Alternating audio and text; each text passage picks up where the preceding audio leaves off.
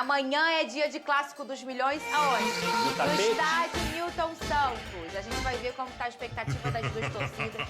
Na volta eu quero o lado do Vasco com o Pedrosa e o lado do Flamengo com o Vene Casagrande. Pedra no sapato dos vascaínos ultimamente tem sido o rival Flamengo. Mas agora vale uma vaga para a final do Campeonato Carioca. Porém, a missão não será fácil.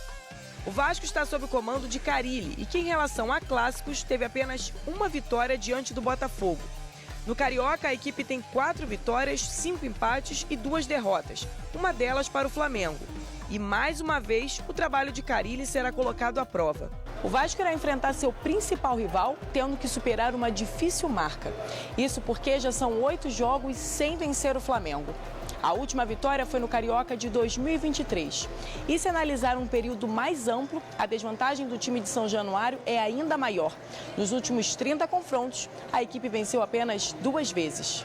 No período, são 17 vitórias do Flamengo, além de 11 empates. Um grande desafio que o Vasco terá que enfrentar. Por outro lado, o rubro-negro achou o caminho das vitórias com o técnico Felipe Luiz.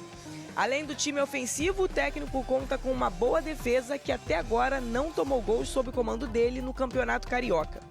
O rubro-negro conquistou a Taça Guanabara com 25 gols, quase o dobro do segundo melhor ataque, com Volta Redonda, Fluminense, Vasco e Sampaio Corrêa empatados com 13 gols. O Flamengo já conseguiu 2 taças esse ano e, se tratando de Felipe Luiz, está difícil parar o técnico. Desde quando assumiu o time, a única derrota foi para o Fluminense, no ano passado. De preparação. Gente, esse jogo é amanhã, tá? São 2 jogos aí na semi do Carioca. O primeiro, o Vasco é o dono do campo, vai ser no Newton Santos. E já é amanhã às 5h47, né? Vai, Pedrosa. Amanhã pode mudar. 5h43. Você sabe, o trabalho de TV 1 minuto faz diferença. Faz toda a diferença. Vamos lá. O Vasco da Gama vai ter os 3 reforços que contratou para a parte ofensiva. O Nuno Moreira, o português de 25 anos, o Benjamin Garré, argentino de 24 anos, e também o Lloyd Augusto, angolano de 25 anos. 3 pontas, podem jogar nas 2 pontas, mas o Nuno Moreira principalmente joga mais na ponta esquerda. Isso é uma boa notícia para o time do Fábio Carille, que não teve esses jogadores na primeira partida na Taça Guanabara. O Paulo Henrique também, que não jogou a primeira partida, está à disposição. As más notícias ficam por conta da suspensão do Paulinho e o Tietê também, que dificilmente vai jogar pela questão da lesão que ele teve na partida contra o Botafogo. Então o Vasco da Gama deve ir a campo com o Léo Jardim, na lateral direita Paulo Henrique, a zaga João Vitor, Lucas Freitas e Lucas Piton, Hugo Moura, Cocão, Coutinho, na direita Ryan, Verrete, e aí a grande dúvida, se ele vai utilizar o Nuno Moreira como titular, que é o reforço, ou se ele vai continuar jogando com o Lucas Zucarello, que é o garoto da base. Se eu pudesse chutar, isso aqui é um achismo só, eu chutaria que ele vai utilizar o Nuno Moreira, que é um jogador que já estava em temporada, treinou normalmente nessa semana, treinou desde terça-feira com o grupo e poderia utilizar o Nuno Moreira pela qualidade do jogador também, que pode fazer a diferença nessa partida contra o Flamengo. Os jogadores estão muito confiantes, estão acreditando muito, inclusive o discurso lá dentro do Vasco é de semana decisiva, semana de clássico, é o Pedrinho fazendo discursos, é o Felipe também tentando mostrar para os jogadores o que representa tudo de um Vasco e Flamengo. Por si só, eles já deveriam saber, mas ter dois personagens como eles também é muito importante. Então o Vasco da Gama está encarando como aquela semana diferente que é a contra o Flamengo amanhã. Você vai? Vou. O Pedrosa já elogiou muito esse Nuno, então, bom, aí um fato novo é sempre muito interessante. Pro lado do Flamengo, Vene Casagrande, qual é a preparação aí, o que o povo deve esperar desse time do Flamengo? O Flamengo vai ter o retorno do Ayrton Lucas, que ficou ausente nas últimas 3 partidas por conta de uma pancada no joelho. Por outro lado, não terá os retornos de Juninho e Alexandre. E a informação que eu tenho é que eles não voltam agora por ser uma grama sintética. Se fosse uma grama natural, a comissão técnica e o departamento médico iriam colocá-los à disposição do técnico Felipe Luiz. O Juninho já não seria titular mesmo, dificilmente começaria a partida. Eu acho que o Alexandre é uma perda muito grande para o técnico Felipe Luiz, embora o Ayrton Lucas esteja à disposição. Mas estamos falando aí, todo respeito ao Ayrton Lucas, de um Alexandre que está jogando um futebol mais acima do que ele. E dos demais jogadores fica a dúvida, né, de qual vai ser o time titular, porque por ser grama sintética, talvez o Felipe Luiz priorize aí colocar um outro jogador. Por exemplo, o Arrascaeta e o De La Cruz são 2 jogadores que têm muitos problemas físicos. A gente já sabe disso do histórico dos 2. Será que vale a pena começar com os 2? A grama sintética, na visão desses atletas, desgasta muito mais.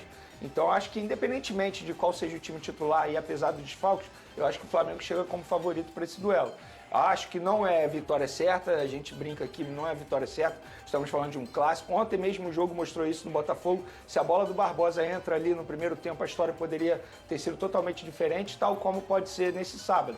Mas se tratando de classificação, eu boto o Flamengo como muito favorito, mesmo jogando no Newton Santos, grama sintética, e também o segundo jogo no Maracanã. Quanto você acha que vai ser esse jogo, Vene Casagrande? O jogo de amanhã? 2-1 Flamengo. Pedrosa. Eu espero que o Vasco volte vivo pro segundo jogo. Então eu vou. O que é volte vivo? É não perder. Empatar é volte vivo? Empatar é voltar vivo. A minha expectativa Mas você acha que 2-1 o Flamengo já mata o jogo, então? é difícil, Benê. Ah, não, Eu não acredito difícil que o Vasco tenha. Ainda mais que o Flamengo tem a vantagem do empate, não tem? Sim, tem. Então, assim, eu acho que o empate mantém a classificação viva pro jogo do Maracanã. Então, eu chuto 1-1. Você tá tipo aquele povo que tá devendo? Lembrando que o Danilo não eu joga vou também, pagar tá, o Fernanda? mínimo agora e deixa pra semana que vem. Cara, O Danilo também não joga, lembrei que Você agora falou. de falar isso. Ah, falei? Falou, não falou, Mas Danilo? não, falou Acho Alexandre que eu e falei Ayrton ontem. Lucas, né? Aí o Juninho, você não falou do o Danilo. Danilo é também tá verdade. ausente. A minha expectativa é essa, é o Vasco se manter vivo. Porque não adianta, pode ganhar amanhã. De 2-1, por exemplo, vai ganhar amanhã. Vai ganhar de 1-0, por exemplo. E lá no jogo de volta, o Flamengo vai fazer 1-0 também e empatou, acabou.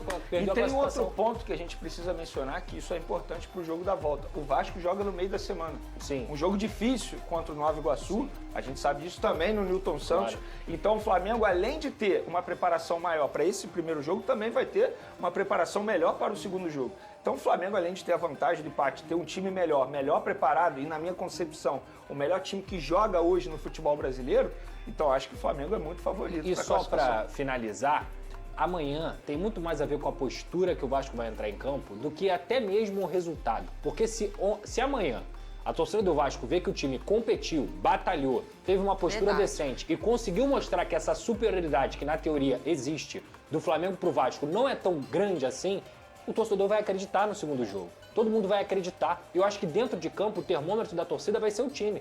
Então amanhã, mais importante até do que 1-0, 1-1, é postura, cara. É você mostrar que tudo isso que falam e que é verdade que o Flamengo tem um elenco muito melhor do que o do Vasco da Gama, quando a bola rola, tem que mudar. No primeiro jogo da Taça Guanabara, a gente viu essa discrepância acontecendo bizarramente. No primeiro tempo, principalmente, que foi constrangedor. Então amanhã, o que mais importante é os jogadores do Vasco vestirem a camisa do Vasco e saber o que eles estão representando. Ter a postura decente para competir com o Flamengo. E o resto, seja o que Deus quiser. E mais uma informação sobre esse clássico. A procura por ingresso está baixíssima. Menos de 10 mil vendidos até o momento. Estamos falando do jogo amanhã já. Já acontece amanhã. Então não deve ter casa cheia no Newton Santos. E o A janela de transferências chegou ao fim e Lohan continua no Flamengo, mas a relação entre o clube e os empresários do jogador não está nada boa. O Mengão tinha tudo certo para emprestar o jovem ao Fortaleza, mas de última hora os representantes do atleta mudaram de ideia. O diretor de futebol do Flamengo, José Botto, conversou diretamente com Lohan e apresentou a proposta do Fortaleza. O jogador concordou e, com isso, o Flamengo avançou nas negociações com o time cearense. Tudo parecia resolvido e o empréstimo estava praticamente fechado, mas eis que surge um problema. Os empresários do jogador recuaram e decidiram barrar a transferência. O motivo? O Red Bull Bragantino apareceu demonstrando interesse no jovem meio-campista e isso mudou todo o cenário. A informação foi divulgada pelo jornalista Vene Casagrande, que revelou os bastidores dessa reviravolta. O Flamengo contava com essa negociação para dar mais rodagem a Lohan, permitindo que ele tivesse mais minutos em campo e se desenvolvesse melhor. No entanto, com essa mudança repentina por parte dos representantes do jogador, o Mengão acabou ficando sem a transferência e, agora, precisa decidir o que fazer com o atleta.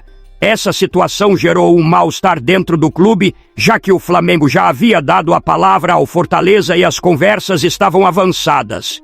A desistência de última hora não pegou bem internamente e isso pode afetar o futuro de Lohan dentro do clube. O jovem, que já teve algumas oportunidades no time profissional, não tem sido muito utilizado e a ideia era justamente emprestá-lo para ganhar mais experiência. Agora, com o fechamento da janela de transferências, Lohan continua no Flamengo, mas a relação entre o clube e seus empresários segue estremecida. O que será que vai acontecer com o jovem meia nos próximos meses? Será que ele ainda terá espaço no elenco de Felipe Luiz? Ou será que o Mengão vai buscar uma nova saída para o jogador na próxima janela?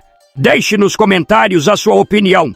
Agora estamos com a opção de ser membro do canal. Você ganhará vários benefícios sendo membro. Vai lá conferir quais benefícios você ganhará. Não esquece de deixar a curtida no vídeo, se inscrever no canal e ativar o sininho para não perder nenhum detalhe do Flamengo. Até a próxima. Saudações rubro-negras.